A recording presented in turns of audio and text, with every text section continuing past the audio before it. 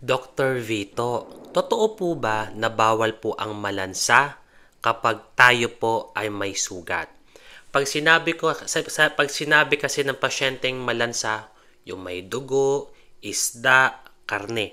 Lalong-lalo na kung may mga nasugatan sila, hindi gumagaling. At ito po yung karaniwan pong tinatanong sa amin kung bawal daw po ba kumain ng malansa or kumain ng isda at karne kapag may sugat. Magandang tanong yan. Ang sagot po dyan ay hindi po ito totoo. Wala po kasing scientific evidence po na ito pong mga malalansa or isda ay nakakapag-prevent po ng paggaling ng sugat. Number one, ito yung fact.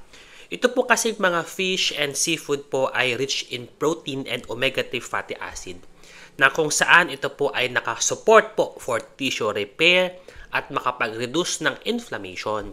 So, pwede po kayong kumain po ng isda, ha? Or sinasabing isda sa dagat, pag daw madugo. Pangalawa, karne or meat. Sabi nila, ito daw karne kasi ay madugo, kagaya po ng beef, chicken, and liver.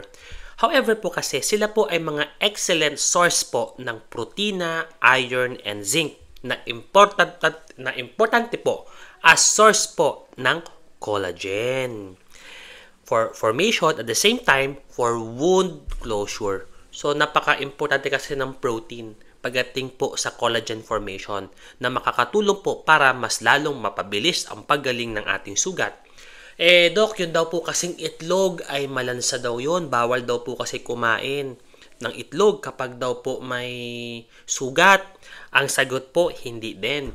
Ito kasing mga itlog ay excellent source po ito ng amino acids and essential vitamins po for healing. So, napaka-importante po ng mga sustansya makukuha sa itlog, lalong-lalo na po kung kayo po ay may sugat. Okay, so ito lamang po yung mga kailangan i-avoid natin na sinasabi po ninyo na sa itlog, sa karne, sa isda.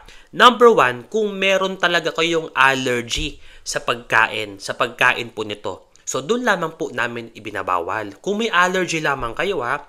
Pangalawa po kasi may mga specific medical condition na kailangan bantayan. Problema sa gout, kidney, or certain infections po. At nangangailangan po ng specific dietary restriction. Ibig sabihin po, doktor po ang nagpayo po nito at hindi po dapat ito kasabihan lamang. So, yun nga lang, marami lang talaga pong mga kababayan natin ang natatakot na kumain po ng itlog, manok, chicken, isda sa dagat dahil po sa paniniwala na ito po ay malansa at hindi po gumagaling ang sugat at ang paniniwala po nila ay mas lalong nananariwa ang sugat kapag kumakain po nito. So ito po ay wala naman pong scientific evidence para po doon. Ito po si Dr. Vito, ang inyong Mindoreñong manggagamot.